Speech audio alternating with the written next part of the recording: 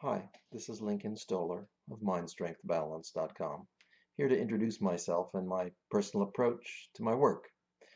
I'm primarily a scientist or an explorer, and my background is in quantum physics and in many body physics. And as I learned that field, I broadened into computation. And because my interests were always in how things worked, I was involved with my own body and its function, the environment, and culture. So I was mechanical from the start and very spatial. I really, well, I didn't enjoy school, as most people who are interested in learning don't enjoy school. But I did get out into the wilderness very early. And that was really an interesting, hmm, hard to describe. I got heavily involved in alpinism and mountaineering when I was quite young. And, it's a pretty intense experience, especially when you're largely doing it by yourself or with a few friends. I think I'm lucky I survived. A lot of the people I climbed with did not. So I moved sort of both in physical world of doing lots of outdoor activities and the mental world of doing lots of sort of cerebral studying. There were fields I was interested in that didn't really academically interest me, like psychology, which I thought was something was wrong with that. So I kind of stuck to numerical, computational, mathematical things. But eventually, I got sort of sidelined. Well, partly out of necessity because scientists sort of didn't like that broad approach, and so I felt myself marginalized. And partly because I was drawn into other worlds, cultural worlds, religious worlds. Although, yeah, I mean, religion is a way of being spiritual and dealing with the world. And I lived in a lot of places.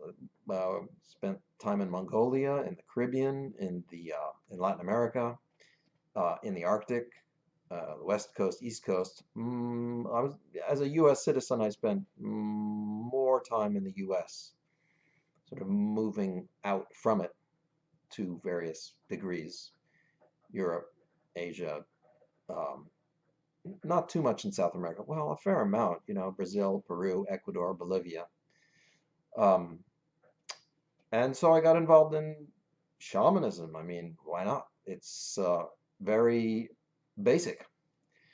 And I really did find shamans are people I can relate to.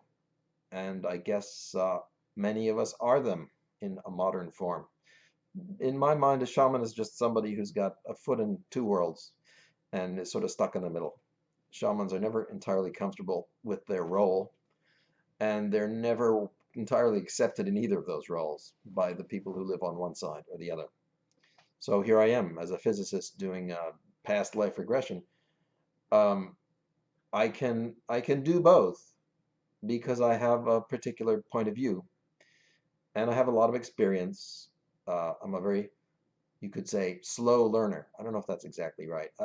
I take a long time to learn, but I learn fairly quickly. So after a long time, I feel I've learned a lot. But there aren't a lot of people who pursue the breadth that I do.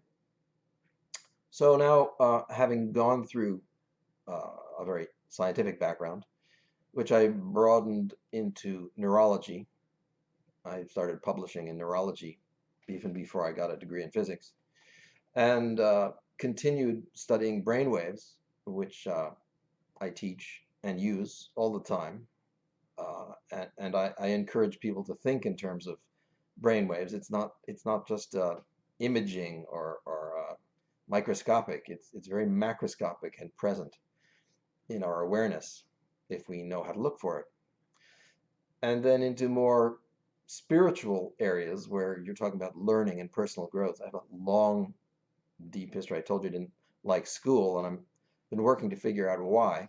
And as time goes on, I'm increasingly more um, open and free about schooling and less tolerant of constricting programs and curriculum. I'm kind of anti-teacher. I'm pro-mentor and anti-teacher. So the way I work with people is to get them to think and to avoid being over ahead of or on top of or on a pedestal in any respect. I mean, I know more than the people I teach about what I teach them, but I'm constantly trying to get people to see it in their own lives, their own way. Um, you know, two of the best things I can say about what I can accomplish is I can work with people who are, certifiably insane, whatever that means. They're different, and they really enjoy it, and I really enjoy working with them, and I really see them as portals onto different worlds. And I really enjoy and successfully work with people from different cultures for sort of the same reason, because they just have a different view of the world. It's not considered insane in their cultures, but it's often not very well received in our culture. And this goes forward when you go into spiritual issues where people are, working with sort of spiritual emergence and dealing with coming to terms with a new reality, which may be radically new, like not terrestrial, or just subtly new, like they have a new self-love, which didn't seem to resonate in the world they grew up in. And sorry to say it, the world lacks a lot of that.